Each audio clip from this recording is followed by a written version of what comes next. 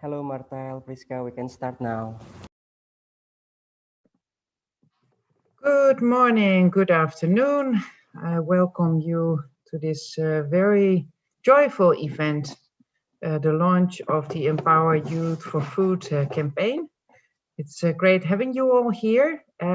We would like to know first a bit more about you as an audience, because regretfully we cannot be together with you at the same location, but the advantage is also that we can much better connect. So if you can all go to the www.menti.com if you didn't do it already, and then above this slide that you can see, you can find a code.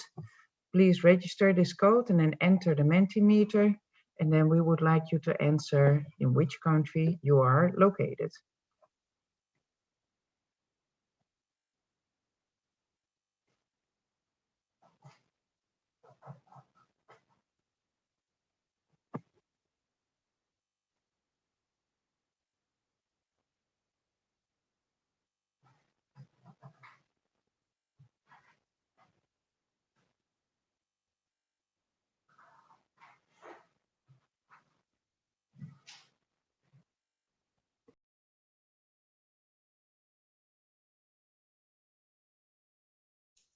And I think you can find the Mentimeter link also in the chat.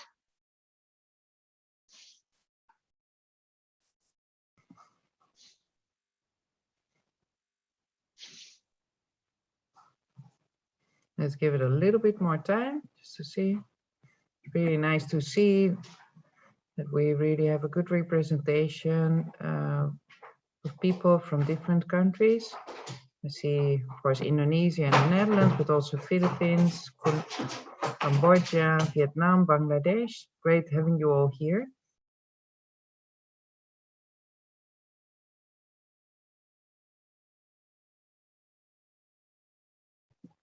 Malaysia, Singapore, welcome you to this event. Great that you could join us.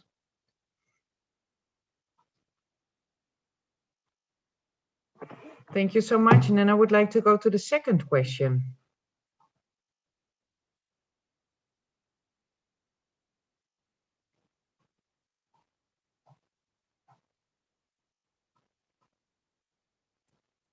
Can you go to the second question, please? What type of organization do you represent?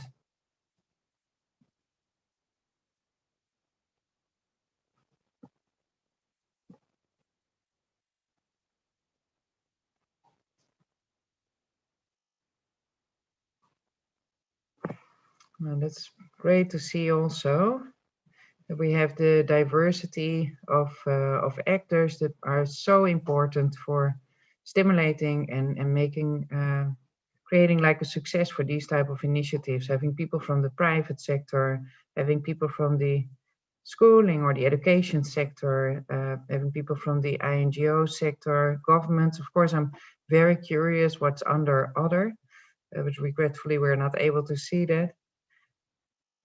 I imagine that maybe there are also social entrepreneurs, people from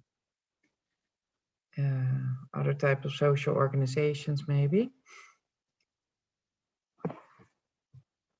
Well, but it's good to see also that big representation of participants are from the education system.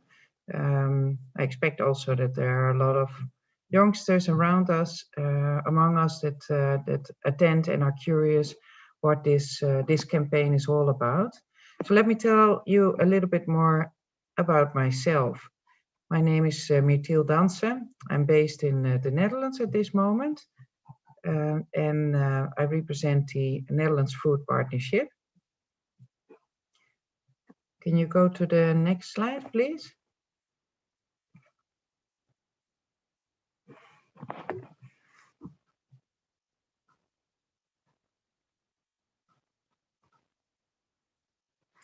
So the Netherlands Food Partnership aims at creating collaborations between these actors that are also in this event, people from the public sector, the private sector, social organizations or civil society organizations, academics, because all of them, all of you are so relevant in working on improving the food systems and making it more inclusive, making it more sustainable. And what we know by now is that if we want to create like more sustainable food systems, we have to work on many different topics, many different challenges.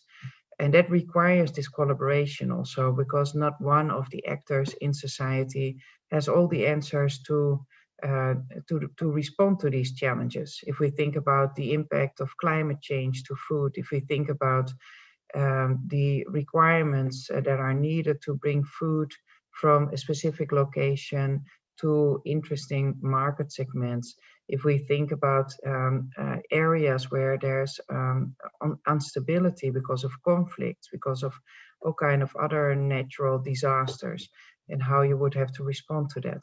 So collaborations for us is key to work on these challenges. And what we aim for is really to create like a collectivity. We call it collective impact. And as such, we want to see how we can really use the strengths of all these different actors to work on sustainable food systems. Can you go to the next sheet? So the Netherlands Food Partnership was created to support these collaborations. And for us, the inclusion of youth is vital to this. Because the youth has the future, of course. We all know that in many countries, the production of food actually is done often by aging groups already, by older generations.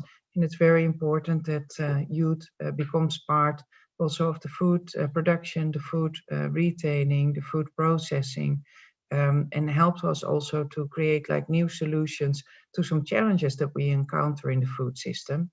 So youth and young professionals are critical in the transformation of these food systems. And that's why we promote the broad inclusion of youth in food systems, and we want them to contribute to improving, so it becomes like more appealing also to be part of the agri-food sector.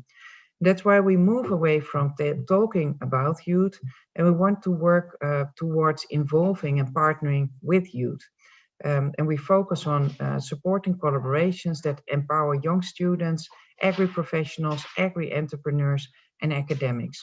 I would like to show a small video of one of the projects we're involved in East Africa, so you get a little bit of a sense of how we try to approach this.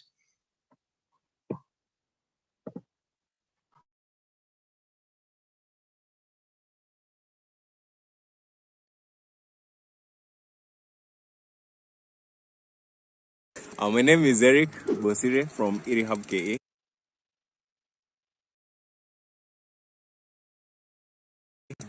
Yeah, this is what we do. We do setup for irrigation systems, shed nets, dam liners, all that.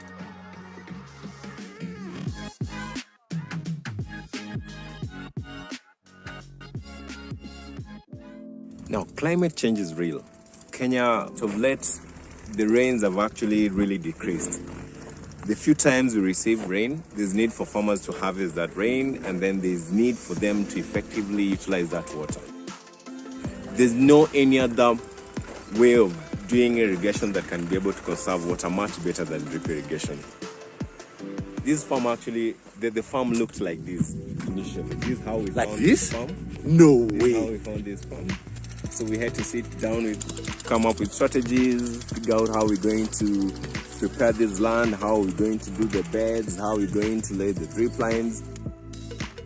How does it make you feel when you see this land that used to look like this land has now transformed? There's a certain satisfaction that comes when you see a transformed land. It really gives me a lot of hope. We as Africans, we as a continent, we're able to be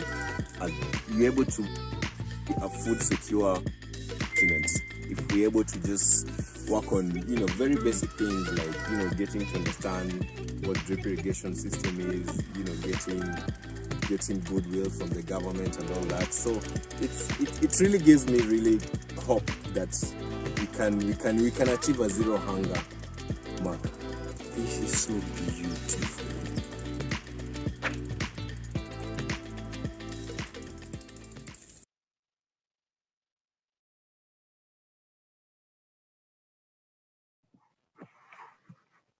Thank you. Can you go to the next sheet, please? My name is This is just one of the examples we're involved in. This is one of the participants in our Youth in Ecology and Business Learning track in Africa, which we develop in 6 countries in East Africa. But it's not only about knowing how to produce or how to trade food. It's also about having youth at the table at important international conferences so they can influence policy, so they can think together with other actors about changes that can be made. They can make suggestions about how to use technology in a different way, how to transform things. They have a fresh eye on things instead of just thinking like, yeah, we did this already in the past, but that doesn't work. So for that reason, we are also working together now with a number of organizations to engage youth more in the upcoming United Nations Food System Summit in September. And we're trying to create like a platform of platforms so different youth platforms can better connect to each other. We also work together at this moment with the Eindhoven Design Academy, and more than 80 students work together with architects from the OMA company of Rem Koolhaas, the famous architect, and also together with us and actors from the Dutch food system to develop like new designs for sustainable food systems. We have also World Food Day on 16th of October, where we will engage this year even more youth in the situation. And also we are involving, of course, youth in agri-value chain in Southeast Asia. So that's why we're also proudly connecting and engaging in this great launch of empowering youth for the food system in Southeast Asia. I welcome you all, and I give the word to Priska. Yes, thank you, Martilla, for the introduction. Hi, good morning and good afternoon, everyone. My name is Priska Prasetya. It is a pleasure to be here with all of you. I'm currently working at Wageningen University and Research here in Netherlands as the business developer for a database platform called Global Youth Gap Atlas. And I'm really happy to have the opportunity to join and moderate this event together with Martilla with the support of the Enufic team. So personally, I am very excited about this Empower Youth for Food campaign. I am originally from Indonesia. My family comes from the finance background, and I also did my bachelor in business. Generally, at least earlier, it is expected that you would also continue with master related to banking or finance. But however, I have always had the interest in science, so I also ended up pursuing my master in environmental management here at Wageningen University and Research. And throughout these past 10 years, I have found myself to always be attracted to projects related to agriculture. And now with WUR, with Wageningen University and Research, together with other 6,000 colleagues, we are continuously working to generate knowledge and also innovation in the field of agriculture, food, and life science. And I can say with excitement that agriculture, it is a sector that comes with a lot of scope of innovation. So I could share a few examples. Digitalization in agriculture is a growing topic. So with my current role, we are working on this global database platform that contains yield gap and yield potential data, and that is to support decision making by public or private sector. For example, we can use the data to help answering questions such as what regions in Southeast Asia where an investment or a product could achieve the highest return or impact. So this platform has covered around 70 countries globally until now, and it is still growing. So this is one example. Second example, in relation to the corona pandemic that we are in, WUR has also started an initiative called Global One Health that looks into the pandemic prevention, prediction, and preparedness by looking into the relationship between the health of people, animals, plants, and the environment. So the possibilities could include, could we use artificial intelligence-driven technology to ensure hygiene and safety standards in farm production? Or how could the data on livestock farming management be linked with early detection of diseases in animals? So as you can see, the agriculture, it is not an old-fashioned sector. It also actually offers many attractive future opportunities. And I believe this campaign has the right goal to motivate the young people, including me, towards agriculture. And I really hope that this campaign will get you excited about the field of agriculture as I am, or even more. What about you, Martilla? What excites you about this campaign? What excites me is like, well, first of all, that it's of course in Southeast Asia, where this is very important to work on. Also the collaboration with NUFIC, East West Seed, Cordate, Agriterra, Wageningen University helps us really to aspire the increase of awareness among youth for opportunities in the agro-value chain. And we really look forward to engaging like the educational sector and people from the private sector to work on this. This change-making challenge is one of the first steps we are taking in these initiatives, and we are very proud that we're part of this kickoff. Yes, thanks. And then we have indeed prepared also an interesting program for all of you today. We have keynote speeches from the government officials of, from Indonesia and Netherlands. We will be also launching the Changemaker Challenge today. And we are very excited to share also more information about this. So please stay tuned to also learn more about the challenge and how you could participate and benefit from the challenge. We will also later have a panel discussion filled with professionals and practitioners from the agriculture sector, from Indonesia, Netherlands, Bangladesh, and Philippines, who will be also sharing their thoughts on the engagement of youth in agriculture and food systems. So yeah, please stick around. As the next program, so we have a keynote speech from Professor Dr. Dedi Nurshamsi from DG Agency for Agriculture Extension and Human Resources Development of the Indonesian Ministry of Agriculture.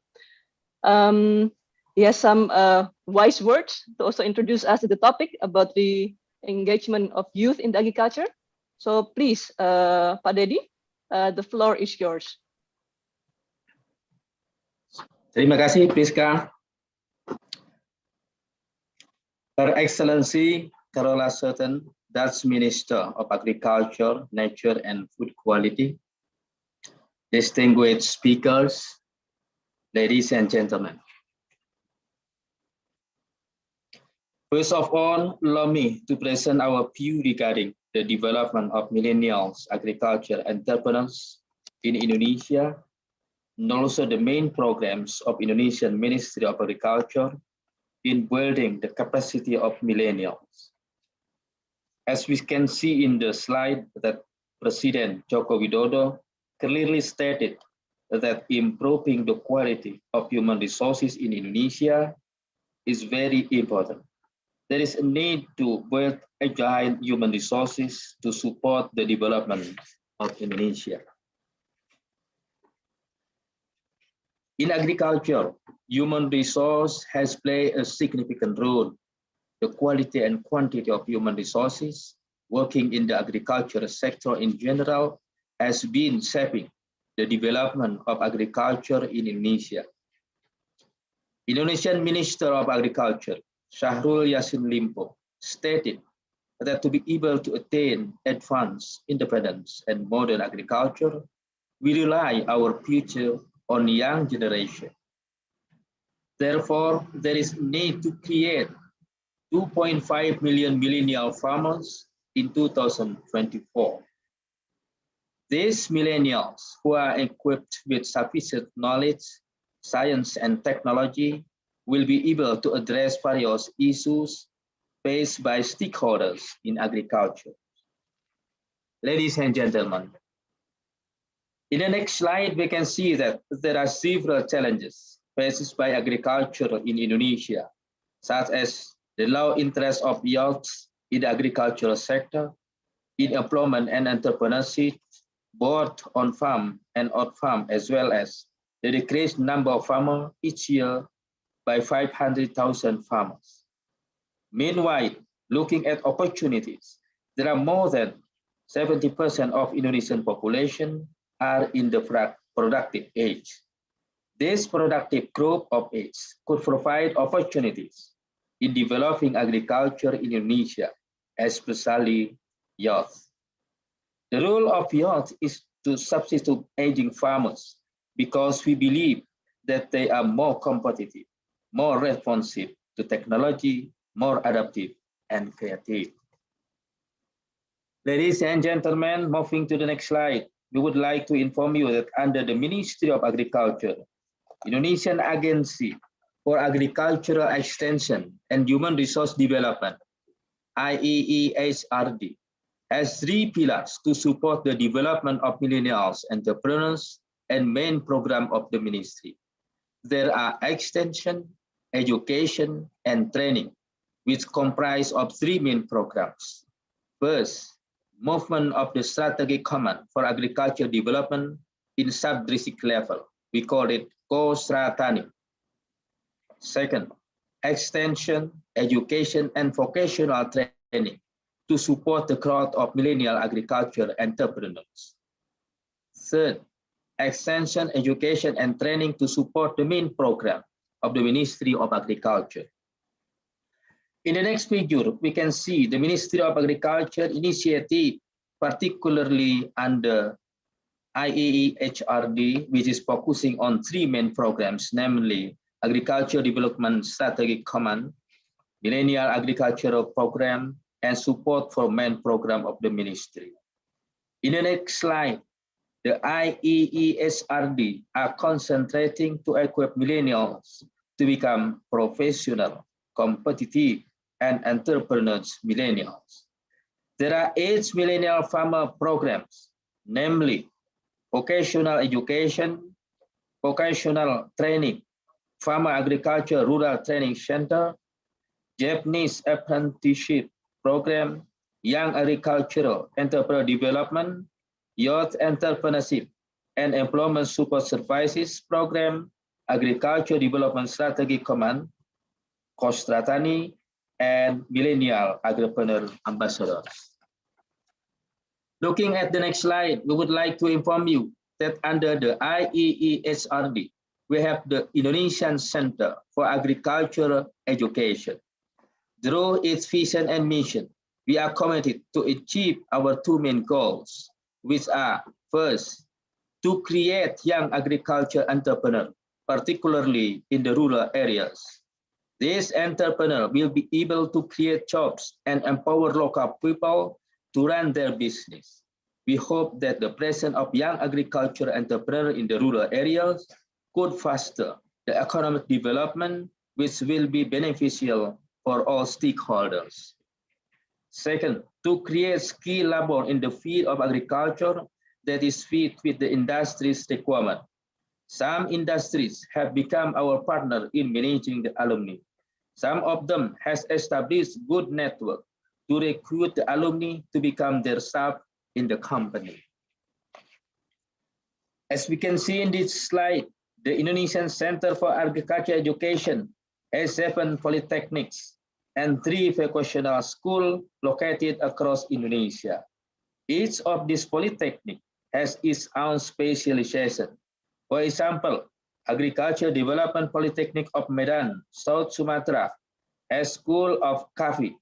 Agriculture Development Polytechnic of Goa, South Sulawesi, and Manokwari, Papua, has School of Cacao Technologies, and PEPI has School for Agricultural Engineering Manager. Continue to the next slide. We would like to highlight that agriculture in Indonesia has been experiencing transformation from traditional to modern agriculture. Therefore, agricultural vocational education has been implementing modern farming by using massive agricultural machinery, information technology, and digital platform across agriculture management. In this regard, millennials need to be facilitated in the mastering the space of technology. For example, as we can see in the next figure, In Agriculture Development Polytechnic of Bogor, West Java, there are smart greenhouses to produce high-quality vegetables, and most of the students has been practicing to use agricultural machinery such as rice transplanters. The utilization of modern technology in farming will improve productivity and production.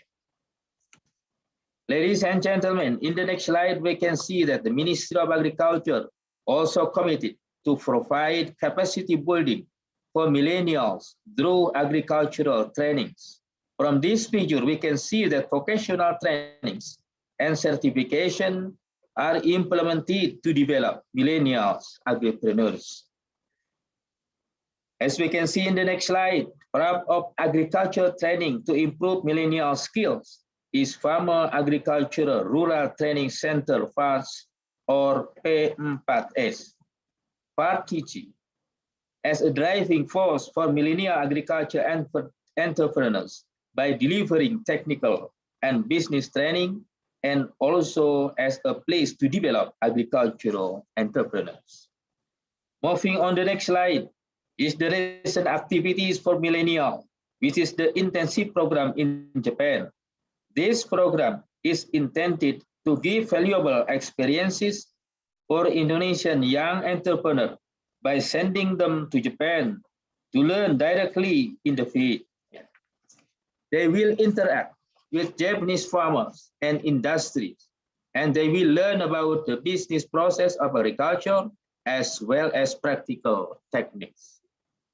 From this picture, we can see that PWMP or Young Agriculture Agripreneur Program is one of the efforts of the Ministry of Agriculture to promote the development of young entrepreneurs in agriculture by accelerating the implementation of various activities, such as expand the target scope for developing millennial agriculture entrepreneurs by sourcing college students, graduates, millennial farmers, business incubator, training, facilitation to capital, land, contract farming, and other investment, and mentoring and coaching in the field. Moving on the next slide, we can identify that one of the programs in Ministry of Agriculture focuses on building the capacity of youth in producing food as well as developing their agribusiness is the Youth Entrepreneurship and Employment Support Services Program. Yes, conducted by the Ministry of Agriculture and supported and funded by International Fund for Agricultural Development, IFAD. As we can see in the next slide, YES has 4 components.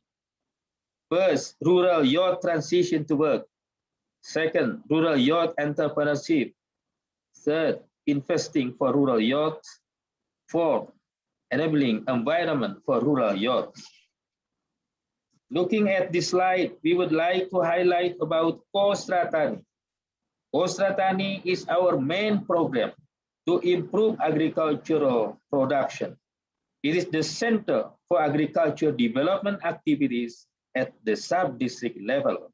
This is also an effort to optimize the task, function, and rule of the Agricultural Extension Office, APP, by utilizing information technology in realizing national food sovereignty. Pak Dedi, excuse me, I'm sorry to interrupt. Really appreciate the thoughts.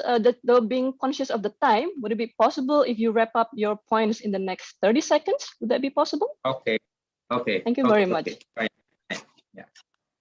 In the next slide, I would like to highlight that farmers and millennial farmers who are practicing and utilizing agricultural machinery, IT and digital platform are supporting the government to secure food supply during the crisis.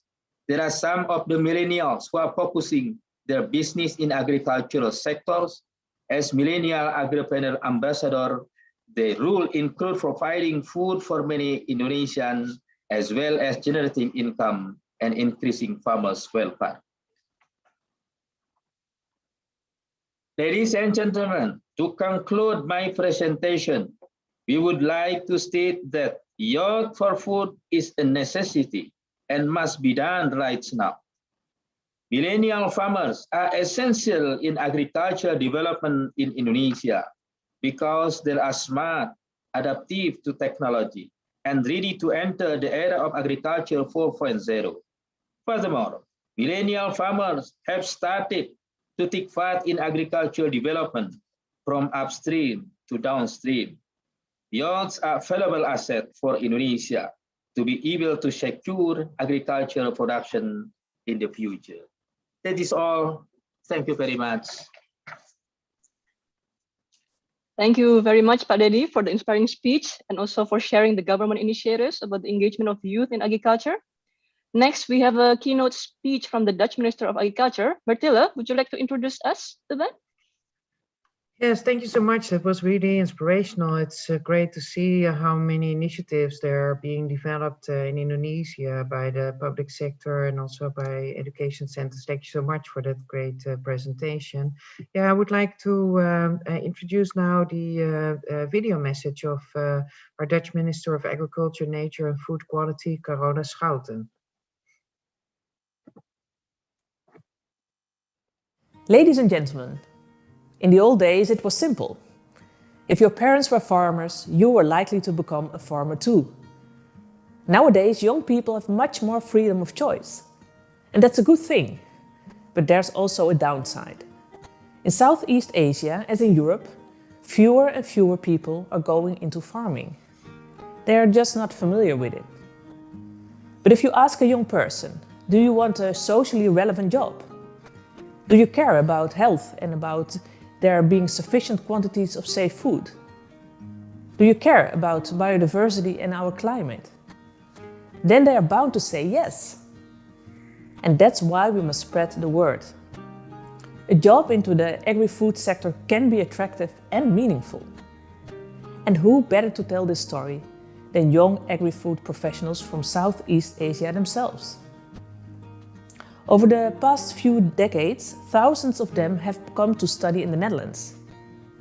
They have graduated in the fields of agriculture, food and the environment. And I am pleased to see that so many of them will play an active role in the Empower Youth4Food campaign, which is being launched today. And of course, I fully support the campaign. And I hope that many young people will discover that the agri-food sector is all about innovation through cooperation.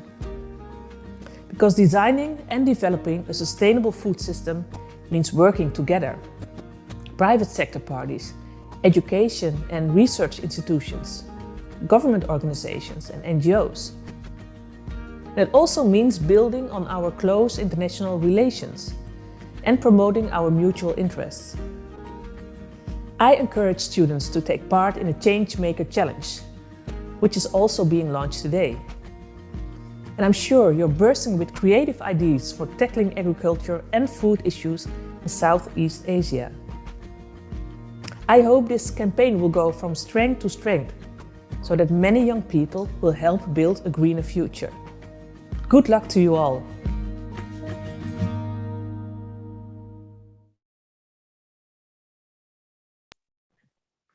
Great. Yes. Yeah, Martilla? Yes. Yeah. Indeed. It is, following up the video by the Dutch minister. Now, I think it's time for the launch of the Changemaker challenge. I think we have all been very excited about this. So let me first introduce you about what the Changemaker challenge is all about. So the Changemaker challenge calls for students to come up with ideas to stimulate innovations for a sustainable agri-food value chain in Southeast Asia. Because we believe students play a front runner role in improving the food security and sustainability in the region. So the winners of this challenge will be awarded with €5,000 each to turn their ideas into reality. And throughout this process, a number of NL alumni will also engage with the participating students by taking inspiration from their educational experience here in Netherlands. And how do they do that? By being a mentor to these participating students. This way, the participating organizations will also get access to the network of talented students and also NL alumni.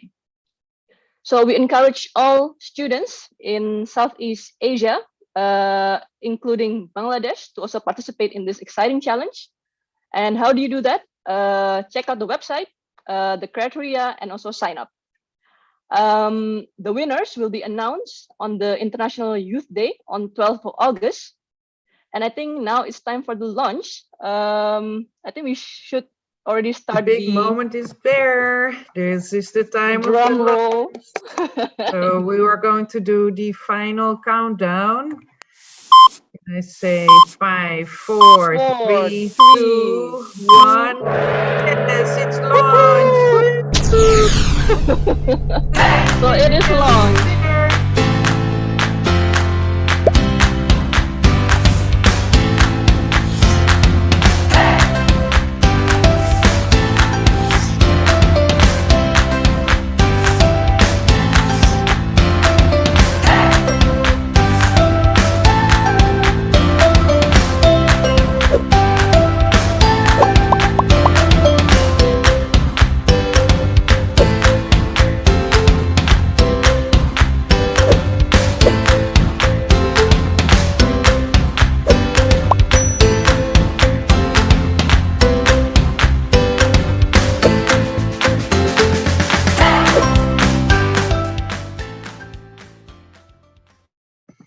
Wow, that's really great, and I love this video also. I mean, it's really inspiring, and really, I'm looking forward to all the results of and the outcome of this interesting challenge. What do you think, Priska? Yeah, that was very exciting. I think I hope everyone also likes the dancing as well.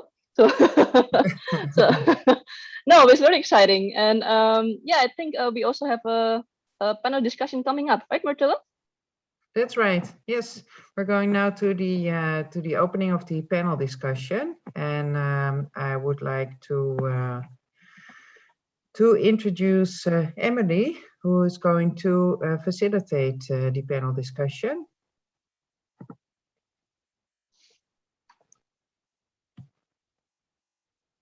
And I don't see Emily.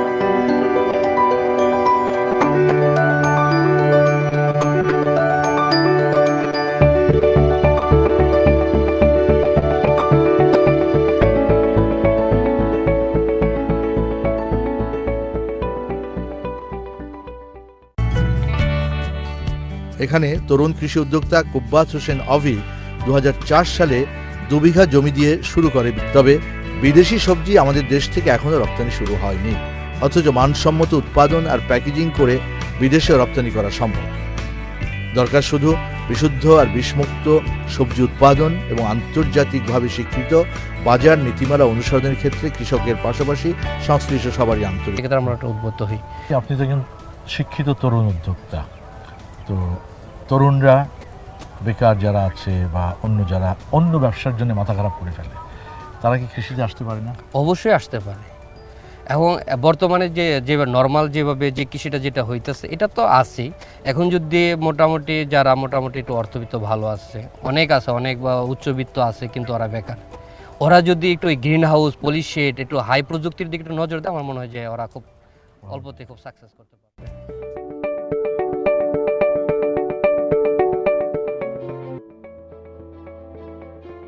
Kemudian saya berkesempatan untuk melanjutkan pendidikan saya ke Sekolah Tinggi Perikanan Jakarta.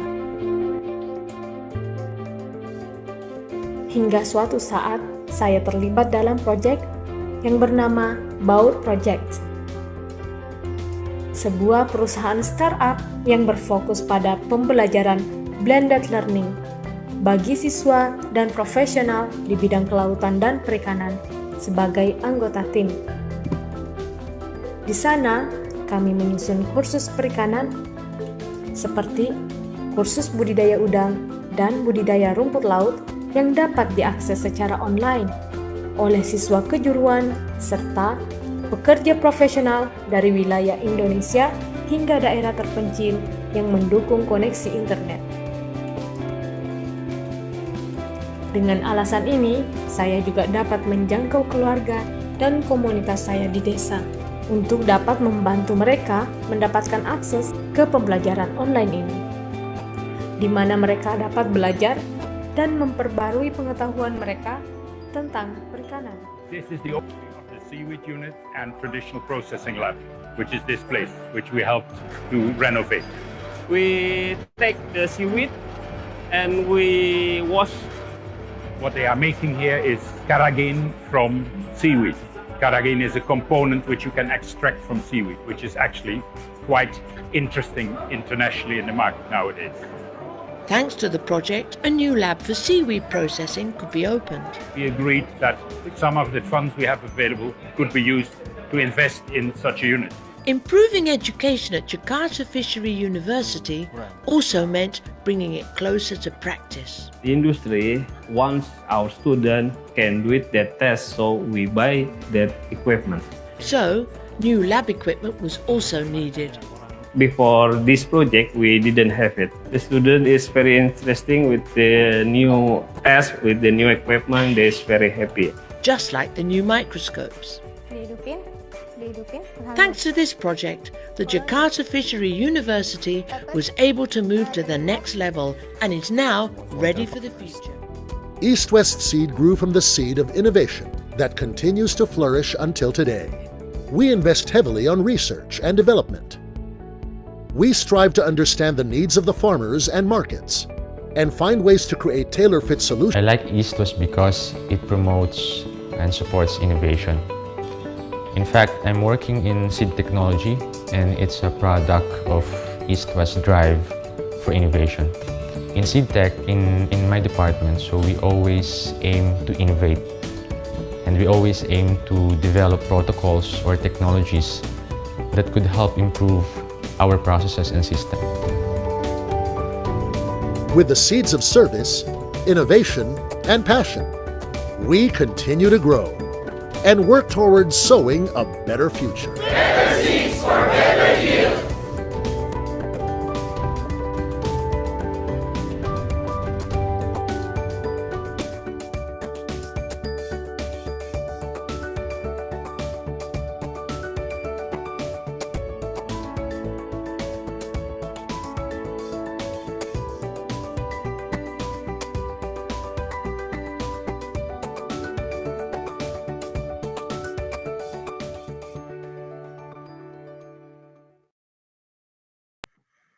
Oh, that's a great video. I love it because of all these concrete examples of initiatives that are happening already, companies that are developing new ways of producing agro-food and making them also available for the local population. And yeah, it's really, really very useful to have this video to get like a better impression of what we're trying to aim for with this challenge and with this initiative. We will now go to the panel discussion. We have a very interesting group of panelists with us. The panel will be moderated by Emily Thuy Nguyen of the Heus in Vietnam. And the panelists are Sjoerd Coquet from the Dutch Ministry of Agriculture in the Netherlands, Tisa Aunila Pipitlin from Indonesia, Marian Sajok from East West Seed Philippines, and Rihanna from Way Foundation Bangladesh. Emily, I would like to give you the space to start the panel discussion. Thank you, Martilla, for the introduction, and hello, everyone. Thank you to the Netherlands alumni for organizing this campaign launch and for everyone for tuning in and joining this event online. It's very inspiring to hear the keynote speeches and the videos of the existing innovative agricultural projects in Southeast Asia. So let me quickly introduce myself. My name is Thuy Nguyen, also referred to as Emily by my colleagues. I'm working as Business Development Manager Asia for Royal de Heus. So de Heus is a Dutch company active in animal nutrition in 12 countries to provide nutrition to livestock and aquaculture farmers worldwide. I have been working as project manager for 5 years in different parts of the animal value chain and currently responsible for M&A and strategy in Asia with de Heus. And I'm very excited to participate in this panel discussion. From the sharings earlier of our esteemed speakers, it's clear that the Netherlands and Southeast Asia has very strong bond, not only in agriculture, but also in education. And I remember that after my graduation from Erasmus University, working in agriculture sector has not really been the top of my list, but here I am 7 years later, still very enthusiastic about this sector. Therefore, I'm very keen to hear from our inspiring panelists today why we need to promote youth engagement and employment in agriculture and food system, what challenges are we facing, and how could we present a fresh and attractive image of agriculture to the youth in Southeast Asia. So now I would like to hereby introduce our panelists. Mr. Sjoerd Coquet. Sjoerd is a senior policy official with over 35 years of experience within agriculture and food security. Developed specialism within sustainable agriculture, evidence-based policymaking, big and open data, research policy, knowledge management, and business intelligence, experience in multi-country collaboration. From 2018, Sjoerd is policy coordinator, international agribusiness and food security, covering regional interests in Indonesia, Malaysia, Singapore, Myanmar, Vietnam, Thailand, Australia, and New Zealand at the Ministry of Agriculture, Nature, and Food Quality for the ministries. In addition, his portfolio entails water for food. Welcome, Sjoerd. Our next panelist is Dr. Marianne Sajok. Dr. Marianne is the public affairs lead of East West Seed, a Dutch company engaged in research, development, production, and distribution of vegetable seeds. East West Seed is a market leader for tropical vegetable seeds in Asia and has a strong knowledge transfer program for smallholder farmers. She is also the president of Philippine Dutch Fellow Network, the Netherlands Alumni Association in the Philippines. Welcome, Dr. Marianne. Our next panelist is Rihanna Noor. She is NORAG professional at WAVE Foundation, a dynamic agricultural professional with more than 5 years of experience of working in different research and development organizations with a special focus on climate, smart agriculture, farmers producer organization, agriculture value chain, and ICT 4D. Rihanna took an internship and summer school in molecular breeding at Wageningen University in 2012 to 2013. And last but not least, our final panelist, Tisa Aunila. Tisa is a co-founder of Pipletin Coca, an inclusive business, a bean-to-bar chocolate company from Indonesia. She is one of ASEAN Young Business Leaders Initiative members, a program managed by Asia New Zealand Foundation on behalf of the New Zealand's Ministry of Foreign Affairs and Trade. Tisa took the Law and Economic Master's program at the Utrecht University in 2004 So we have now all the panelists on the screen. A warm welcome to all of you. And before we start the panel discussion, I would just like to kindly remind the audience who are watching that if you have any question, please feel free to put them in the chat box, and we'll have the chance to discuss them with our panelists at the end of the discussion. So let's start the panel discussion. Our first question: why do you think there is a need to promote youth engagement and employment in agriculture and food systems? So it's nice that we have our panelists from different backgrounds. Perhaps we could start with Short. How do you see this from the perspective of the Dutch government?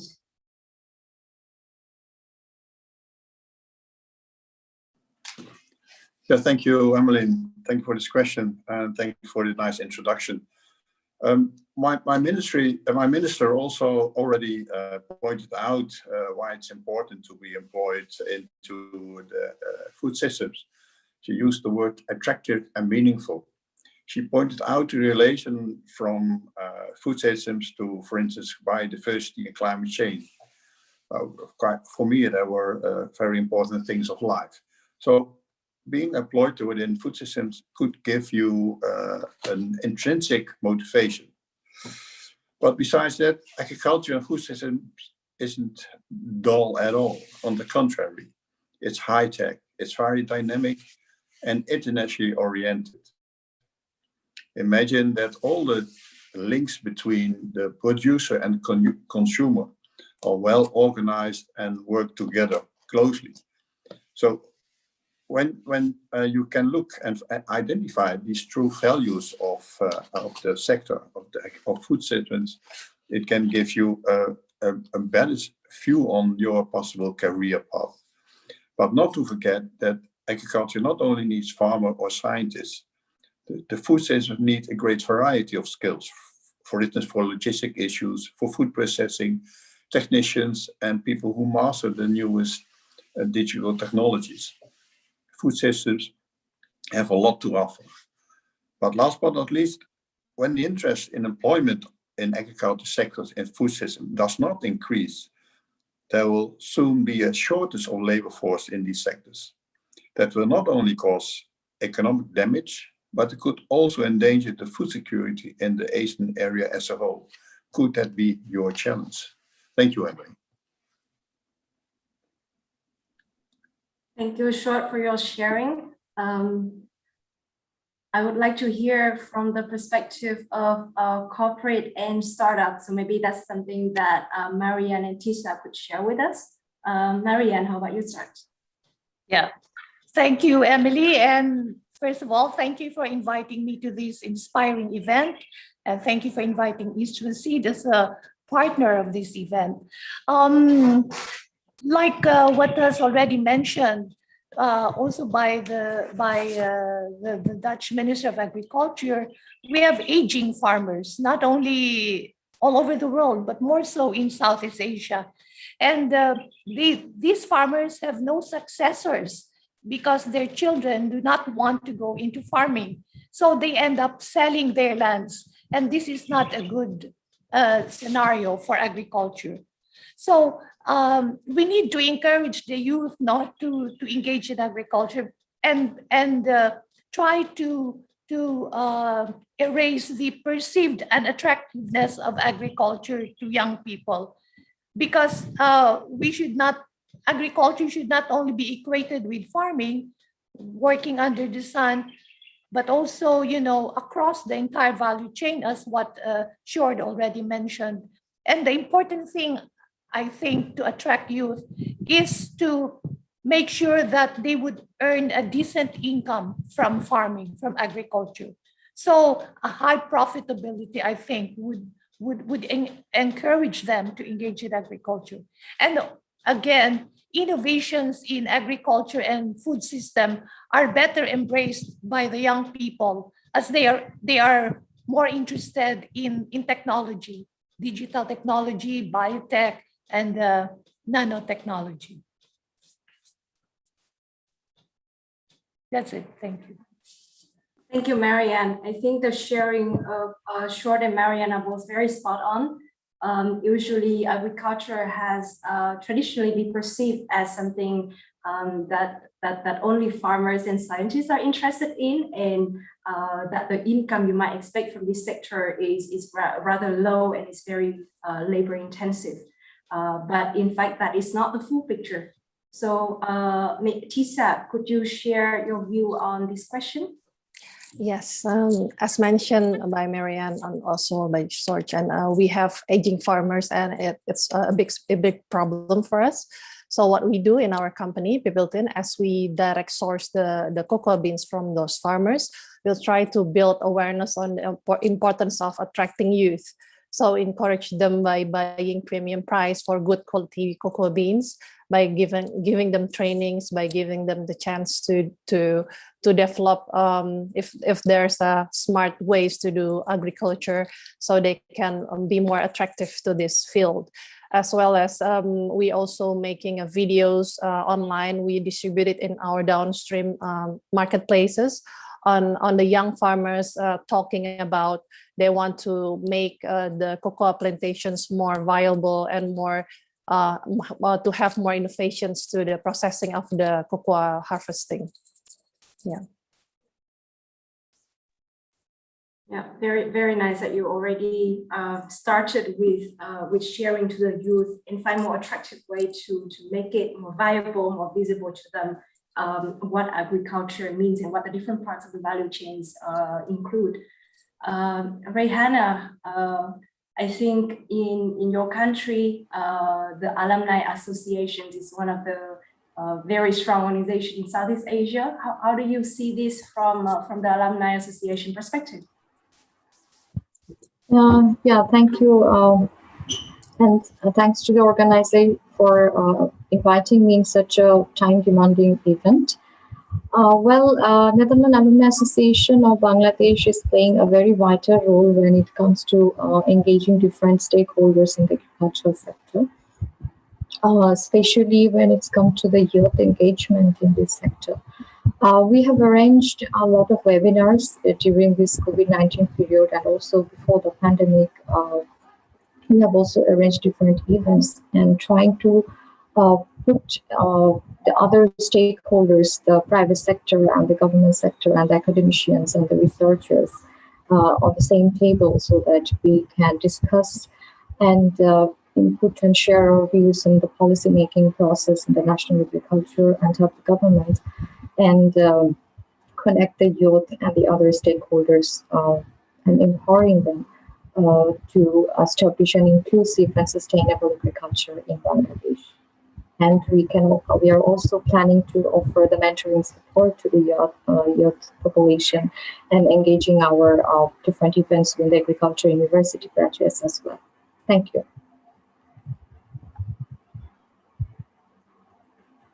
Thanks, Rihanna, for sharing. So now we understand a little bit why we need to promote working in agriculture with the young generation.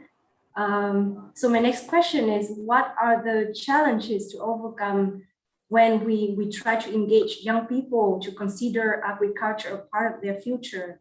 What is really stopping them from considering a future in agriculture? And is there any barrier to studying or working in agriculture at the moment? We have mentioned a few in your previous sharing. So compensation package, or let's say a perceived barrier of image that only the farmers and the scientists are in this sector. Is there anything else that you think poses as challenge for the youth to consider working in agriculture? That's a question to all of you. Maybe Tisa, would you like to share? Yeah, sure. So I think the main problem would be lack of motivation and awareness. As in our company, Pipitin Cocoa, we're an inclusive business. So we source the cocoa beans directly from these farmers without middlemen. So the farmers would have a chance to connect with the end consumer. For example, our customer in Japan can exchange letters with our cocoa farmers in Tabanan, Bali, and it's been going on for the last 3 years. And it's proven to have an immediate effect on the farmers, and they got motivated, and since then providing a more consistent, even improved quality. So that the direct sourcing also allows us to make them part of our business. We are creating shared value where the competitiveness of a company and the health of the communities around the source of the cocoa are mutually dependent. So we share our marketing strategy with them, what to highlight to a specific product, their product, the cocoa beans, so they can have a better understanding from helicopter view. So it's very important for them. Because usually they just distribute the beans to these producers, but they lose sight of them. So it's very important to connect the dots. And we also provide them with access to smart agriculture, specifically to young farmers to make them interested. And some of them scared of big changes. So some of them prefer small changes, and that's okay too. So as simple as providing like a controlled solar panel and providing them with access to that kind of smart agriculture is very helping too, I think. That's all, Emily. Thank you, Tisa. You mentioned, the last point you mentioned is interesting, that farmers in general are a little bit scared of big changes. So we need to have proper communication and make the whole value chain visible to them.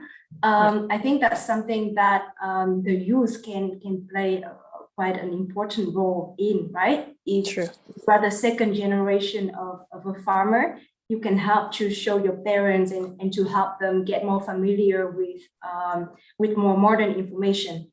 True, so true. That's one of the key factors to and it's true, and also important for the farmers to have understanding from other farmers. So it's very important to have like this like a publicist, but he's a farmer, so he can talk in the same language and the same frequency as those farmers, so it can induce them to make those changes, those important changes.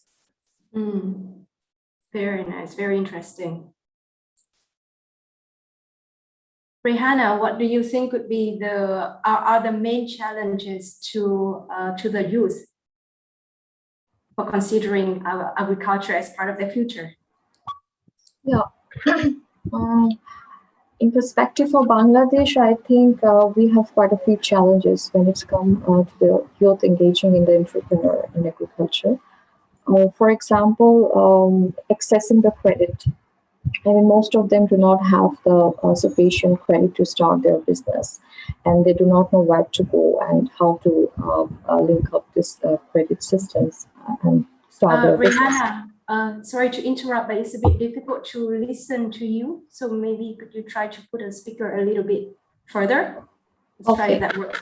Yeah, I was trying to say that accessing credit is a great challenge for the youth entrepreneurs when they decided to come forward and engaging themselves in the agricultural sector. And also the market linkage, because if we cannot introduce this as a profitable business, they will not be motivated to come forward in this sector. So market linkage is also a great challenge. And since in Bangladesh, they don't have any kind of price commission, so when they harvest their product, they cannot be ensured neither by the government or any other contract farming or the other stakeholders to ensure a better price for their products. So I think these are and also there is no crop insurance. So as you know that Bangladesh is a climate vulnerable country, so they have been facing a huge climate change effect. So lacking absence of the agricultural climate insurance, actually the youth entrepreneurs are facing a lot of problem and lose their interest to engage themselves in this sector. Yeah, thank you. Yes, thank you for sharing. So indeed, agriculture is, if you are in farming, similar to how I see it in the animal industry, for farmers, they suffer, or let's say they are exposed to a lot of risk. climate, disease, a lot of uncertain factors. So if you're a young person, it's not really, you're not really prepared to already undertake that kind of risk very early on in your career. So that's one of the factors that makes it a less attractive industry to work in. Yeah, right. Agricultural value chain has been a challenging factor here. Yep. I agree. Marianne, how do you see this from in your country? What are the challenges that are? I think the Philippines is, not different, from what Tisa and Rihanna has mentioned. We also encounter the same challenges: lack of access to credit, to finance, but also access to land. This is also a challenge for these young people, and even lack of access to technology, the right training skills for them. But I think one of the challenges that they really face is how to, they should see agriculture as a profitable activity. So if they see from their parents that they are not making any money, then I don't think they would go into agriculture. So we should address not only the needs of the youth, but also of the parents, So then, they would follow through if they see that their parents are quite successful in the agriculture venture. That's it. Thank you. Thank you. That's a very valid point as well. And how do you see, for example, the barrier to education system? For example, is there sufficient education or programs in agriculture, maybe even in the early on in the education, right? So secondary school, high school, is the younger generation have sufficient access and knowledge being shared with them about agriculture to have that imprinted in them to consider agriculture as part of the future? Yeah, I think, Emily, that is what is lacking. We need to integrate agriculture in the school curriculum already, both in the primary and secondary education. So this should not only be for agricultural schools, but even for the normal schools. This way, we start them early. We try to sensitize, and make them aware of the importance of agriculture in nation building, in food security.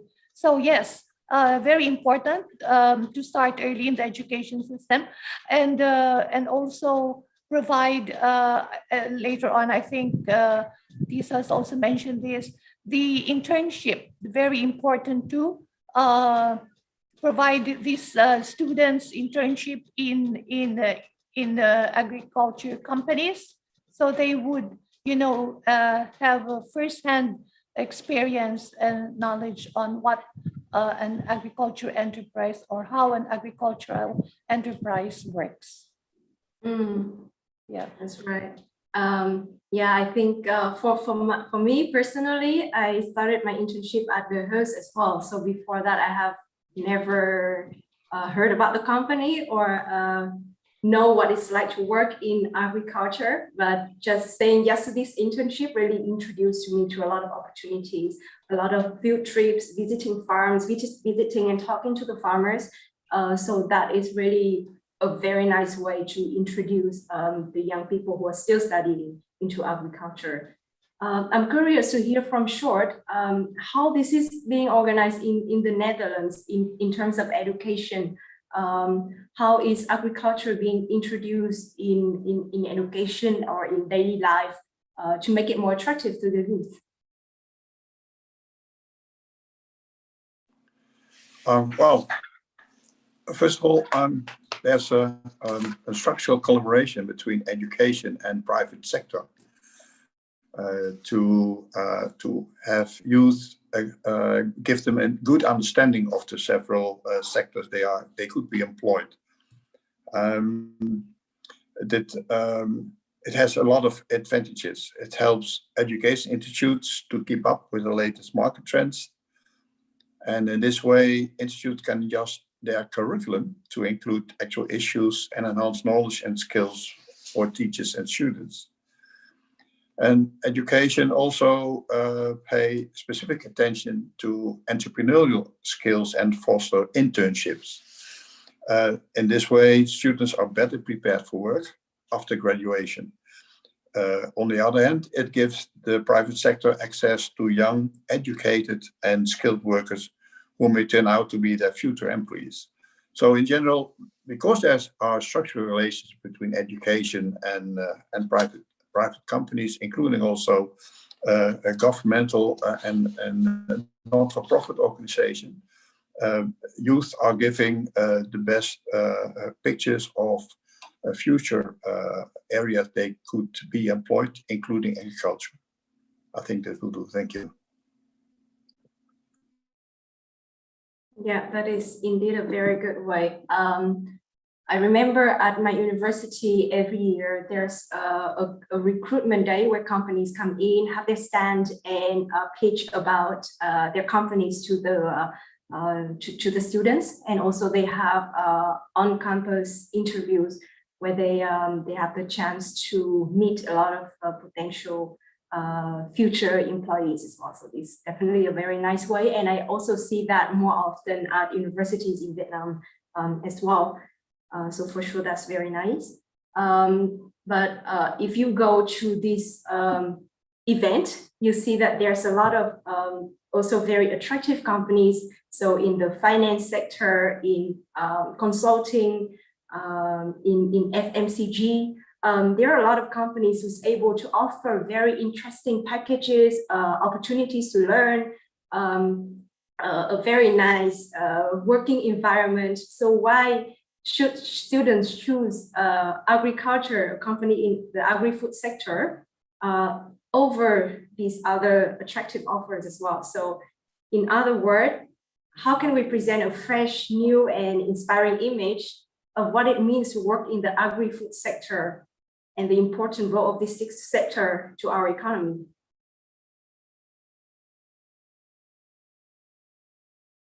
Lisa, what do you think about this? Or yeah. Yes, so I think first, from my point of view as a company, we need to induce customers to buy local products to grow, so the market could grow. And also the image of new farmers have to be tech savvy to change the image of farmers and to induce young farmers to continue being a farmer after graduating from those college in their regions. For example, we're working with our farmers in Tabanan, Bali, and his bachelor degree was in agriculture, and now he's taking a master degree in food science. And he decided to still be a farmer because he has a good motivation, and of course the company, the cocoa plantation in his area are growing. And so he got the proper motivation to continue the cocoa plantations. So for example, when the King and Queen of the Netherlands came to visit us last year, we invited our cocoa farmers from Tabanan, and they with confidence tell the story about, and they're very happy to and proud to maintaining a fermented cocoa, to be a cocoa farmers. And especially for countries like Indonesia, we need to raise, I think the most important thing is to raise the awareness on the importance of working in agri-food sector and how to make working in agri-food sector cool. So again, it's a long process, and we need a very specific plan to do that. Yeah, thank you, Tiff. thank you. That's very concrete examples and advice how we could make this more attractive. Short, you wanted to share something?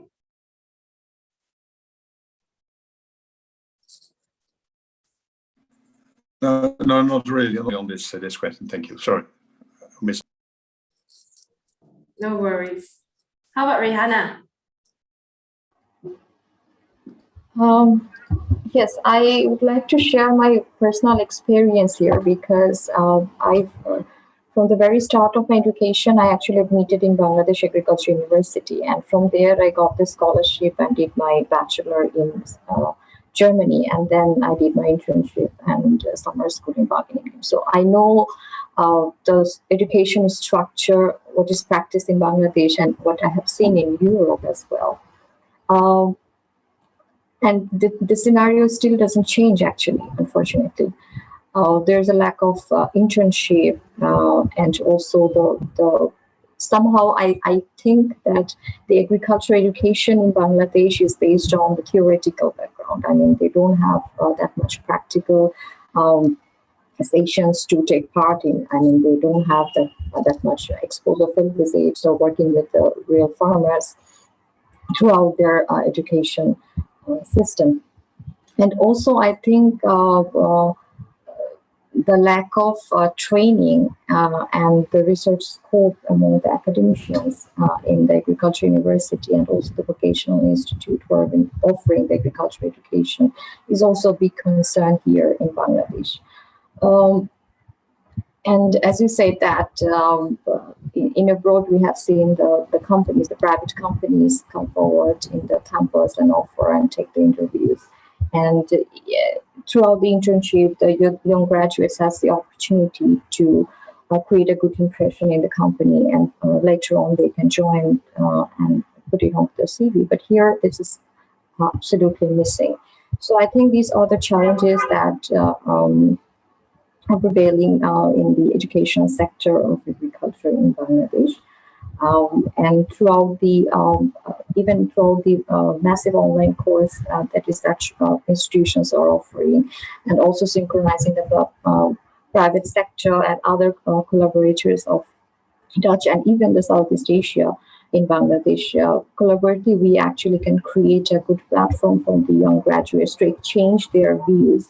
We can offer the exchange internship abroad as well, not even on the local companies. So that is how I think we can actually solve this problem and encourage the young agriculture students to take education in this sector, and also make them a very potential professional in the future.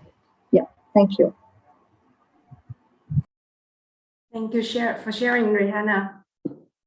I think earlier, Short and Lisa both mentioned that it's very important to show that agriculture is not only the farming activities, but there are a lot more to that, right? So Tisa, you already mentioned that we need to show that it's more tech savvy, that local produce is very, very nice and healthy to have, that also working in agriculture has to be like a cool environment to be in. So how do we promote this? What are the practical ways that we can show this to the young population? How do we show that there's more activities in the value chain, that farming is just a part of it, and there's more coming before, and there's more coming after, and that there's a lot of innovation, a lot of automation, and technologies that's being applied here. How about Marianne? Because East West Seed is a very large company. So what are the practical things that East West Seed has done to make this attractive to the young population? Yeah. For one, just going back to the previous question, East West Seed offers actually internship to agriculture students, not only from the Philippines, but also from the Netherlands. We and other countries, we receive internship applications every year, and we welcome them to do their internship in the company. Second, we have already done twice a hackathon, inviting young students to come up with ideas on how to solve specific problems of farmers. So the first hackathon was really quite successful. They were able to come up with a digital platform linking the supply producers, no, with customers, and also now it's ongoing, the Innovation Olympics 2.0, that's what we call, and we have very interesting groups of students who have very bright ideas on how to make agriculture more cool, more savvy, and technology driven. So that's how we do that's what we do in East-West Seed. And just, I think what is important is rebranding agriculture. I think we just need to rebrand agriculture, not only to focus on farming, but also on plant breeding, on food processing, on distribution and consumption. So all across the value chain. Yeah, and I just wanted to share also one of our employees now, the one in the video, he is actually a son of a smallholder farmer, and we thought that he would not pursue agriculture, but we offered East-West Seed offered him a 4-year scholarship to take BS Agriculture, and he did in the University of the Philippines. He majored in seed technology, and he graduated magna cum laude. He joined East-West Seed and joined our seed technology group, and now he even did his internship, his training in Wageningen, and he is now, cascading the learning that he applied. So this, his story is quite inspiring, that you could still really encourage these young people to go into agriculture. That's it. Thank you.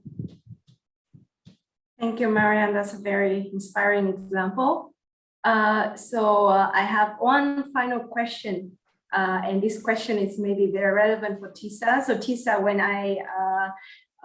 we met for the first time to pre-discuss this panel discussion, I was very impressed with your story. That you started as a corporate lawyer, and then you studied law in Utrecht, and then you decided to go back to Indonesia and start your own business in cacao, which is very different from your previous study and experience. So for sure that you have this running in your blood, right? The entrepreneurial mindset. So if young people like you have an interest in being an entrepreneur in agriculture, but like the capacity to start their own business, what would your advice be? Thank you, Emily. So when I was started, when I was started to interest in chocolate, I was still working in a law firm. So I start small by simply turning my living room into a chocolate room, and buying necessary equipments for make it possible. And but consistently every weekend I will try every different kind of chocolates. And then from point zero to the establishment of Pipiltin, it will take about 3 years, 3.5 years. So the first year is me making those research and do a lot of trial and error. And then the second year, I take courses in bean to bar processing, and then by that time I know that Indonesia is the 3rd largest cocoa bean producer in the world. But we even Indonesians itself rarely know that information. So and then taking a mentorship program and a lot of trainings. And then just before Pipiltin opened, 1 year before, I took a master degree certification at Switzerland for master chocolatier, because I want to make sure that if I heard this from a very good friend, he said that if we want to do good, we have to do it well. It means that we want to do good in terms of sustainability and providing benefit to customers, we have to do it well. We have to sell the products. We have to be able to make profit out of it. Otherwise it won't be sustainable.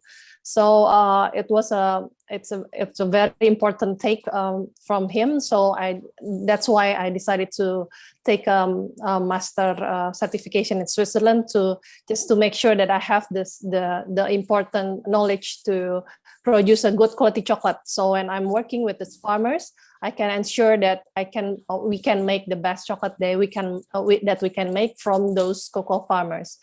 So that's what I do. So it will take about 3 to 4 years, because when Peopleton was established, we will start very small. In our second year, we are adding capacity to an expansion in our second year of our company. So if you want to start the company, we can seek for a mentorship program and taking trainings, and even working in a company that you're interested in.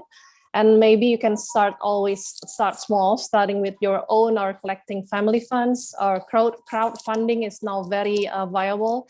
Even government loan is also a possibility. And in the meantime, making a simple but feasible business plan would be nice, yeah. Because again, company is evolving time after time, but we need to know our vision and mission, and we have to know where we are going with our vision and mission. So it's very important to have that in hand first before starting a business. Thanks, Tisa. It's very useful advice to start. And definitely it will help a lot of young people who have an idea but don't know how to execute it now. So I think after the program today, if there's anyone who's interested in in starting their business, they could also try to ask you to be their mentor, right? Sure, we'd love to, yeah. Okay, perfect. Thank you for all the interesting discussion so far. I already see that from the Q&A box, there's quite a lot of questions already. So let us start picking some questions and try to answer them as a whole panel together. So first question is to Short and Marianne. What's the role of government to support young people to re-enter agriculture sector? If I may, yes. The role of government is big, not to help these youth re-enter the agriculture sector. It's important to give the youth a seat in the table by involving them in policy dialogues and listening to their needs. I think for every committee or council that like say the Ministry of Agriculture creates, membership there should include a youth representative. So that's one, giving them a seat in the table. Second also is mainstreaming the inclusion of youth in programs and projects of the government. We cannot just ignore now the important role of young people in agriculture and food system transformation. And on top of this, even providing capacity building activities for the youth, mentorship programs for the youth, and very important, providing interest-free startup capital. In the Philippines now, the Department of Agriculture has this program for agriculture entrepreneurs where they give a loan, interest-free, so they could start, start with a project that they have actually incubated. So I think it's so the role of government is crucial. Thank you. Thank you, Marianne. Short, we would like to hear from you as well. Yeah, thank you. The situation of a government in the country will slightly differ from each other. So I can also only reflect how it's organized within the Netherlands. And I hope you can imagine that within the Netherlands, organized, but society is that organized, that well organized, that the role of the government is focusing on initiating ideas, knowing that the society is that much organized that they can pick it up. So looking at the role of the government, when people would like to re-enter any sector, for instance, they need extra education. We do have some legal facilities from the government perspective to lower the barrier to re-enter a certain sector. But we know that there is a very strong collaboration, what I already mentioned, between private sector and education services, education system. So that organization, that collaboration will surely have much possibilities for people who also would like to re-enter the agriculture sector. So everybody could become a student again on whatever high school or high vocational training. And I think it's about the age of 30 that there are facilities to support these people to have some sort of education within agriculture. But it's not comparable to many other countries. So that it's our role in the Netherlands as a government is merely focusing on initiating, knowing that within the Netherlands is that good organized, that education sector and especially private companies can pick it up themselves. I hope this will do for an answer. Yeah, thank you. It's definitely very nice to hear what the Dutch government is doing. I think the example of cooperation between the private and education sector is very interesting.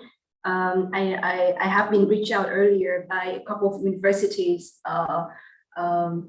to introduce or to have organized guest lectures or to have people from the host participate in the board in the making of the program to make sure that their curriculum is still up to date and is relevant for the actual business work, right? So it's very nice to see that example, and there should be more of that because it clearly shows that students will not be obsolete by the time they graduate. Thank you for answering, Marianne, in short. The next question for Tisa and for myself. Normally, farmers do not want to use new technology for farming. How can we encourage them for practicing new technology in their field? Tisa, would you like to go first? Yes, that's why we need millennial farmers, because it's easier to induce farmers, the aging farmers, to change their way of farming, because again, for them, having this specific procedure for farming is quite emotional. So it's quite hard to change the way, the procedure and everything, because they only believe in one way of producing. So it's very important to have young farmers. For example, again, with our farmers in Flores, in Flores Island. So the son of the farmers who can speak to his father to change the way of producing after harvest cocoa. That way, the father would get a better understanding, and again, with the son helping, using the new technology wouldn't be so difficult for them. So it's very important to have young farmers. Yes, I agree very much with that. For me, I have two examples to share, actually. So previously, I tried to work with a lot of farmers, and there's a project that the hosts work together with the Dutch government to help implement new standards in pig farming in Vietnam. So trying to upgrade the standard for smallholders. And the challenge that we face is that the farmers, on one hand, they want to have more recording, they have to control better the type of feed, how much feed, what kind of vaccination, etc. they give to their pigs, but they don't like the paperwork that comes with it, and also they don't like to use computers. It's so much because first they record everything on paper on farm, and then later on they have to copy these on a computer system in the software. So what we realized is, and we realized how much time is causing the farmer and how much frustration it is when the technology fails. So what we thought is that, okay, everyone now has access to smartphone. So everyone has a smartphone. They might not have computer. So why not create something that is smartphone friendly, that is a bit more simple and easy to use, that they can just like do it on the spot and very quickly. So internally, we have been developing a smartphone app that allows farmers to report information conveniently. And that also helps. So making technology more simple would be a way to encourage farmers to use this as well. And the second example is that I was working in Myanmar. I was living there for 1.5 years. And that was in 2016, 2017, where I observed a very important transition there, that everyone started to have access to mobile phone and have 4G network. So fun fact is that Myanmar even has 4G internet before Vietnam. And that's when you really see the boom of Viber, of Facebook. It's very unfortunate, the situation that's happening in Myanmar at the moment.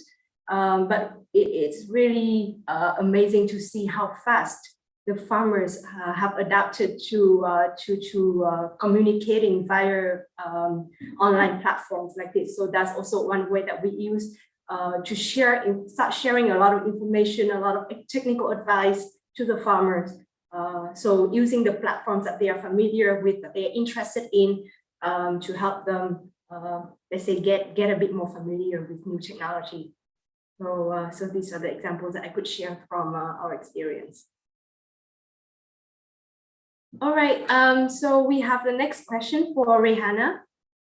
Is there any special scheme of financial support, so credit program in Bangladesh? Okay, financial scheme for youth, you mean?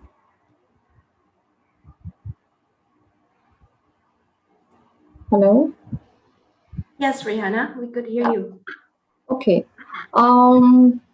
Yeah, at this moment, our Ministry of Youth and Sports are offering different loan schemes for the youth who are interested in entrepreneurship, especially in the agricultural sector.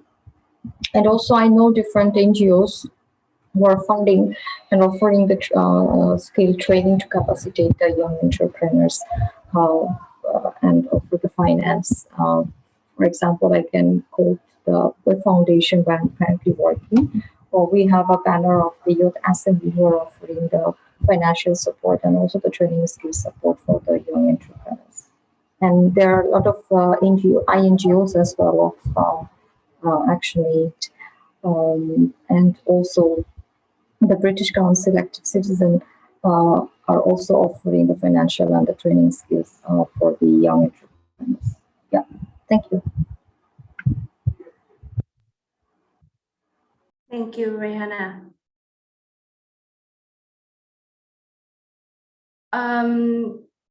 So let me just quickly go through the list of questions.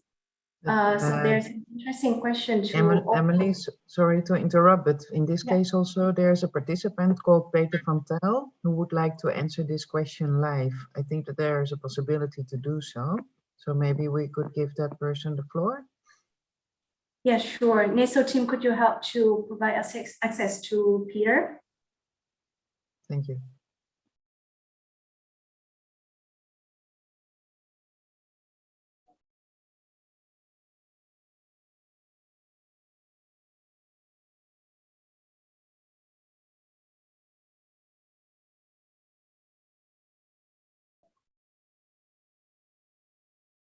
Hi, Peter. Are you with us already?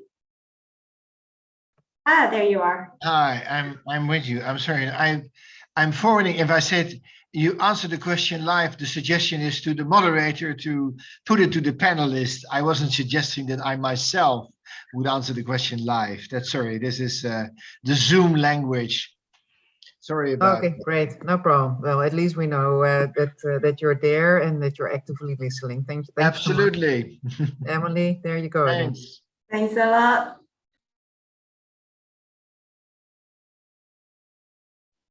All right.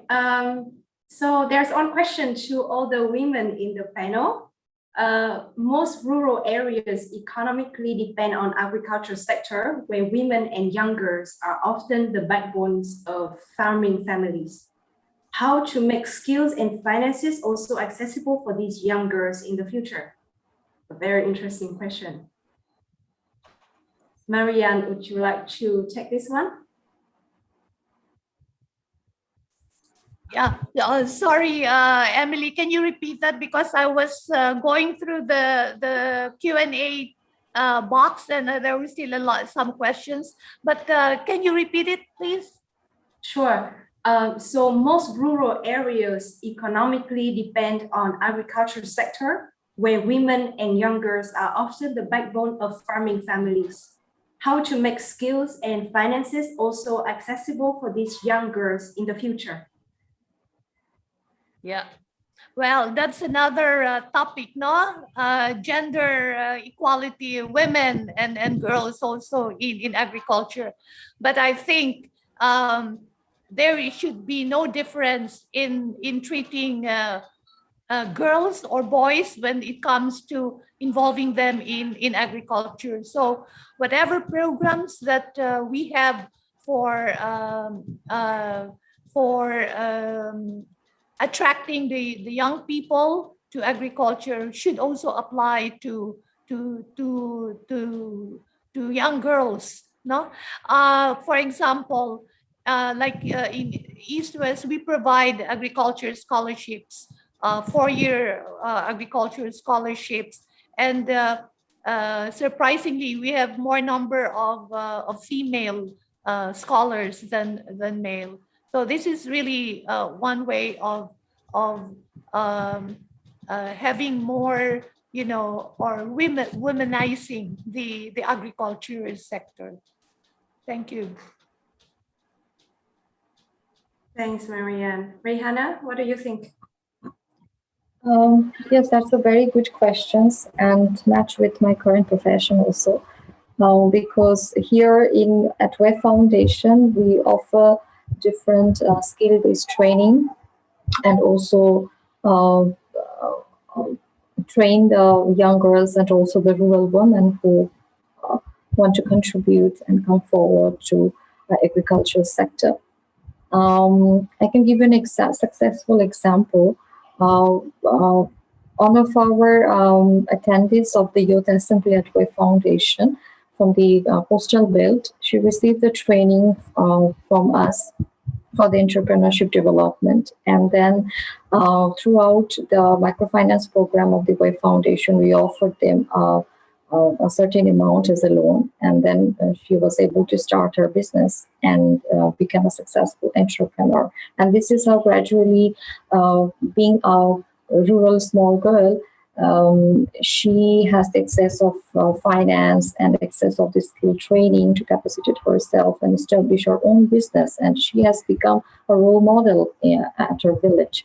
So I think this is how, if we connect to other NGOs in those rural areas, they have already that infrastructure to train them, to linkage them with the financing and other skills to make them involved in this sector. Yeah, thank you. Thanks, Rihanna. I think I also share the same opinion. I think portraying the image of successful lady entrepreneur working in agriculture is so important, that young girls often look up to a role model. So if you see that other women, especially young women, also have created their career, have been successful in this agriculture industry, it's extremely important that these girls see that and see that as a role model for them to work towards. But interestingly enough, I think in Vietnam, most of the farmers most of the farms are run by women, so they are really strong women who is being in charge of the business here. So it doesn't have to be someone who is very working in the office in agriculture. It doesn't have to be like a celebrity farmer. It can be someone in the family, someone very close to them that they look up.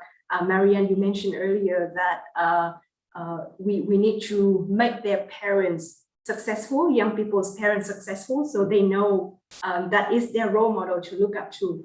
So showing them successful image of people working in agriculture since an early age will make them part of the journey and will make them consider this for their future. Lisa, how do you think about this? Yes, I'm so agree with that, Emily. So again, it's very important to raise the awareness of working as agriculture is cool. So, and to have those role models in those industry.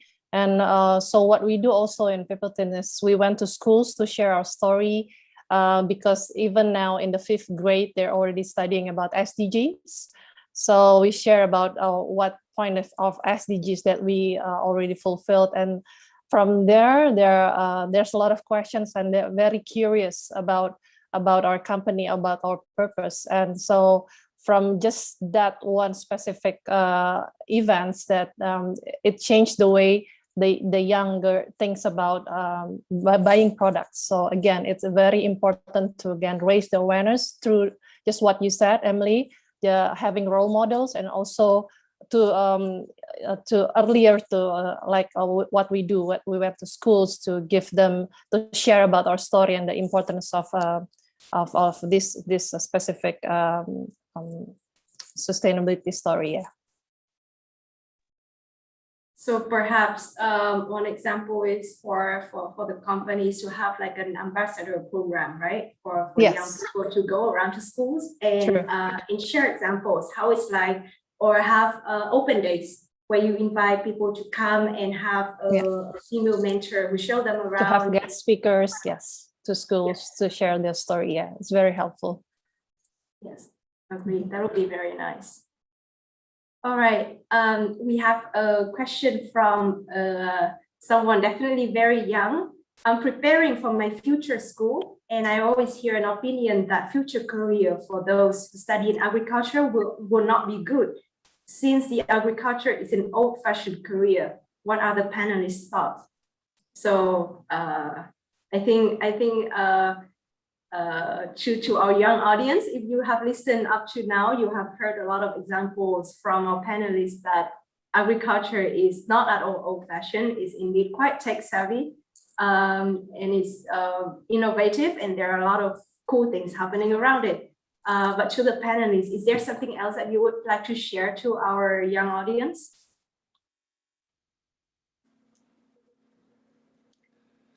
I think, this is sorry, short, please.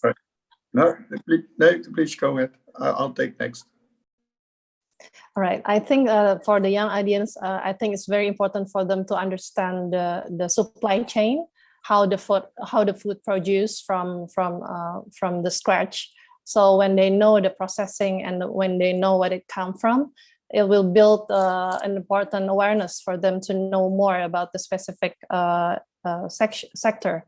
So again, it's very important to understand for the young students the supply chain and how the food produced and the source from, and specifically with this specific sustainable issue, it's very important for them to know that information. Yes, definitely. Short, what do you think? Yeah, thank you.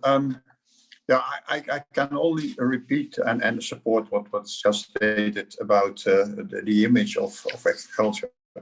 I would suggest to experience working in agriculture. There are many possibilities for that, for an internship, for instance. But I can only stress that agriculture is one of the sectors with the highest level of technical implications and the use of digital technologies. So technique and digital technologies for me are a metaphor for the modern situation. So I would suggest to experience working in agriculture. But I mean, I do allow me to address one of something on the former issue, the role of women and girls in agriculture. Too important to not to react. You can argue for the Netherlands whether women and girls have the same position as men do, but in general, the whole system in the Netherlands is open for everybody. No sex discrimination. But looking at the issue, we suggest that when this very issue is important for a country, and we also would like to then look to international platforms like and positions like youth ambassadors or international platform on agriculture addressing the role of youth and especially the role of young girls. That's what I would like to add to the former issue. Thank you. Emily, may I just add something to the about projecting a better image for agriculture? I think we also need communication specialists in agriculture. You know, I was reading in the Q&A that a person would really like to make films or videos about young people in agriculture. I think we really need these communication specialists to produce inspiring stories, good storytellers to make agriculture more attractive to the young people, and use of the social media platform especially. Thank you. Thanks a lot for sharing. So I think looking at the time, I think we have one final question to ask the panelists. So what do you think is the future of agro-food? How will it look like in 20 and 30 years from now?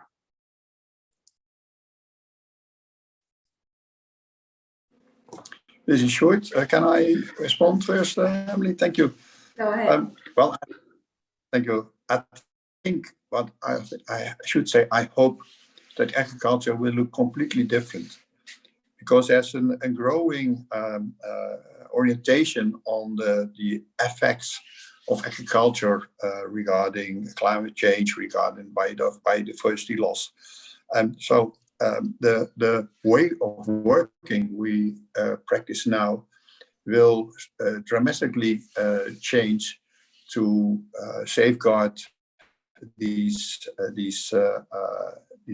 dimensions like biodiversity and climate.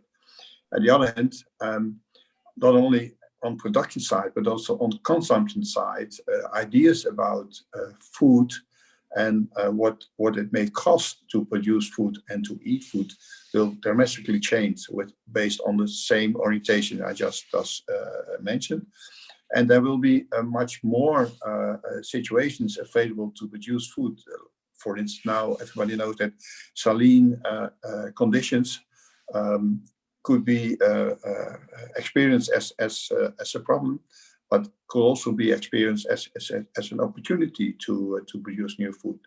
So from that perspective, I hope that agriculture production food systems will be changed dramatically in 20 or 25 years. Thank you. Thank you, Short. Lisa, what do you think? Yeah, so I think from what I've read, there's a potential food gap in 2050. So I think the future of agriculture really depends on us and how we perceive and how we can convey our message to the youngsters. It's because how it really depends on us how we can increase food production without expanding agricultural land, and how we can protect and restore natural ecosystem and limit agricultural land shifting. And that's why a sustainable food future therefore requires efforts to those areas to reduce agricultural land shifting, minimize the environmental consequences of inevitable expansions in some countries, So there are specific ways for us to mitigate those issues. Yeah, it really depends on us. But I think from what I see now, especially in Indonesia, there are more and more awareness of those issues. Again, from my role as a company is how, again, to raise the awareness. So for example, we're changing our tagline from, usually we use like beyond good chocolate, because People Tin itself is not only chocolate, but we do beyond, because we're working with community and with all of those parties involved. But now we're changing the tagline into differences. We have to celebrate differences. We have to search for social intents to the society to make a connections again. So just what Mary-Ann said, we really need communication experts to do that, to convey the importance of having young farmers, how to make them see this as an important issue. Thank you, Emily. Thank you, Tisha, for sharing. Mary-Ann? Yeah, thank you. Well, I totally agree with what Short and Tisha just said. Agriculture, I think would change in the coming years based on a lot of factors, but also depending on the speed of how people in the agriculture sector would embrace new technologies. I think, like Tisa's always been saying, that the millennials, the young people, they will be the ones who will be leading us into a digital agriculture in the future. But I also think that we should look at agriculture as an inclusive endeavor, and also making it more sustainable, and not just look at it on the production side, but I think looking at it from a food system approach. Thank you.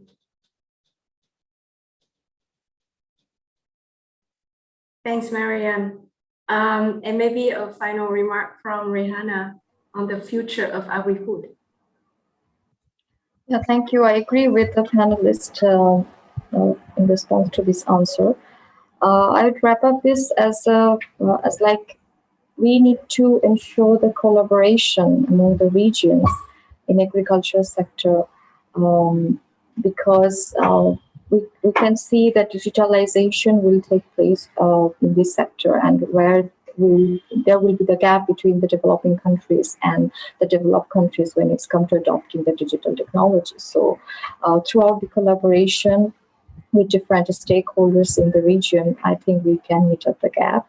And also we can introduce the climate smart agriculture and digitalizations. And NAB and also the NOFIC and the Southeast Asian, Netherlands and Bangladesh governments together can ensure that we can offer a better food system to our next generation. Thank you. Thanks a lot, Rihanna. So I think it's coming to the end of the panel discussion. Perhaps just to summarize what we have been discussing so far, I think it's very clear that agriculture is beyond just farming.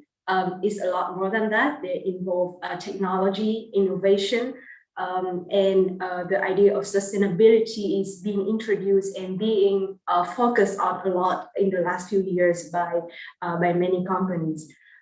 So it's definitely a lot of room to play, to explore, and a lot of opportunities for young people to enter. So it's not something only for people who study biology, people who are into science or farming, but there really is a lot of disciplines and expertise that we need in agriculture.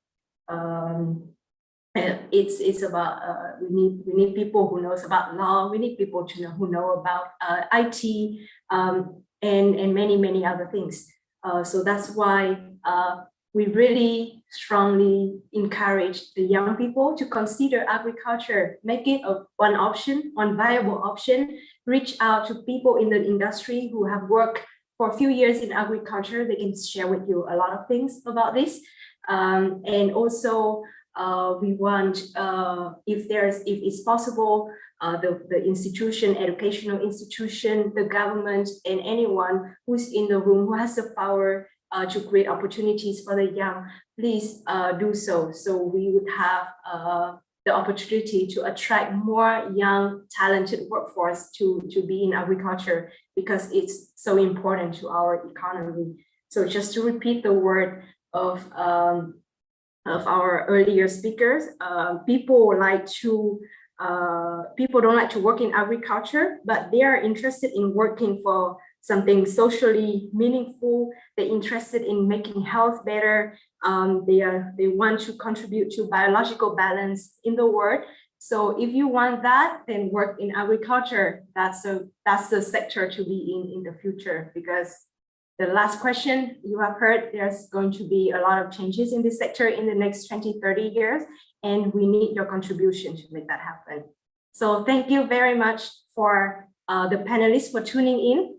And thank you for your valuable time to joining this 2-hour discussion. So I would like to pass the floor back to Martilla and Priska. So thank you. Yes, thank you very much, Emily, and the panelists for sharing your thoughts and also presenting us to an inspiring discussion. So now we come to the end of the event. I think for me, it has been a very engaging 2 hours with intriguing panelists and also interesting questions posed by the audience. We started with the keynote speeches from Pak Dedi and Carola Schouten from the government officials of Indonesia and Netherlands, who have inspired us also about the role of youth in agriculture for the growth of the economy, who have also shared the national initiatives on the engagement of youth in the agriculture sector, and how they also encourage us, mainly the students, also to participate in the Changemaker challenge. So we have also introduced to all of you about the Changemaker challenge, because we believe students also play a front runner role in improving the food security and sustainability in Southeast Asia. So we encourage all students in Southeast Asia, including Bangladesh, to also participate in this exciting challenge.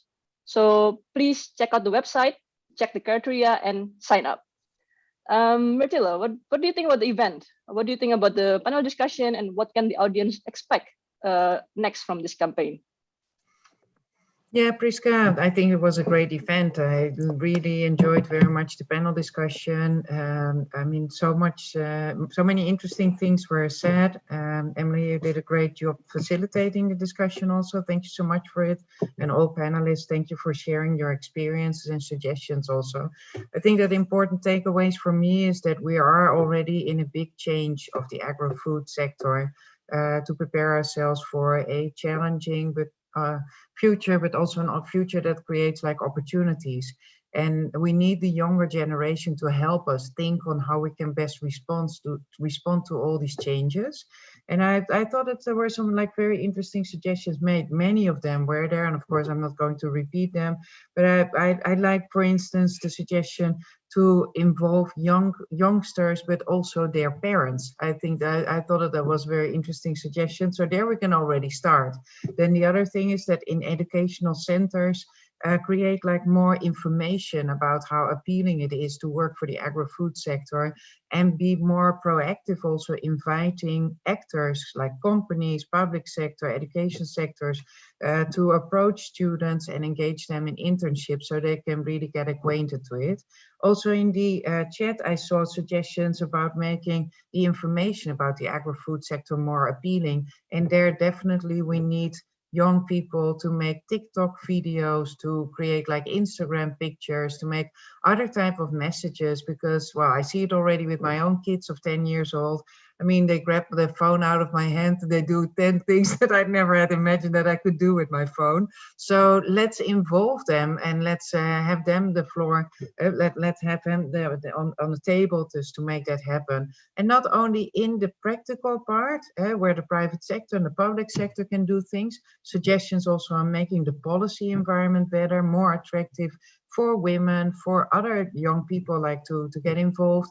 But also like to think about the spaces where young people can be at the table to make suggestions about future scenarios that we could further develop. I think that this challenge will definitely be one tool to help there, and also all the parties that are related to this campaign. So stay in touch, get engaged, and I just wanted to share before we really finish like this event, that on the 26th of June, there will be a regional job fair. So you can check on the website more information about this. Also, one of the suggestions of the panelists of being really very connected, also between the different countries and between the different actors in the countries, that will be very helpful. So such a regional job fair can help there also. And then on the 12th of August, on International Youth Day, there will be the announcement of the winners of the Changemaker challenge. So stay connected, participate, and we look forward seeing you in next events. Thanks. Martilla, I think there's also a small survey before everyone leaves the webinar. Is that correct? Can we show that survey? Ah, there you go.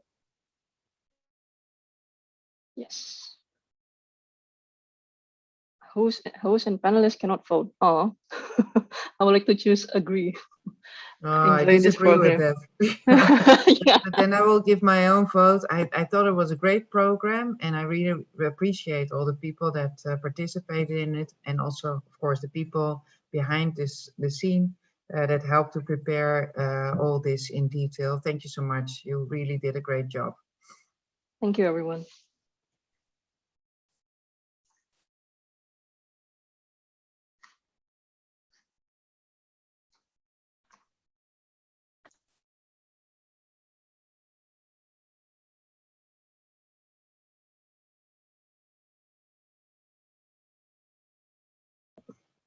So I think, Priska, then we can say goodbye to everybody, isn't it?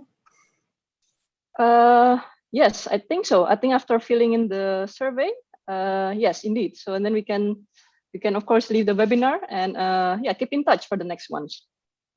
Yes. Thank you, everyone. Yeah. Thank you, so everyone. We enjoyed it. Rest of your day. Thank you. Bye. Thank you so much. Thank you, everyone. Bye-bye.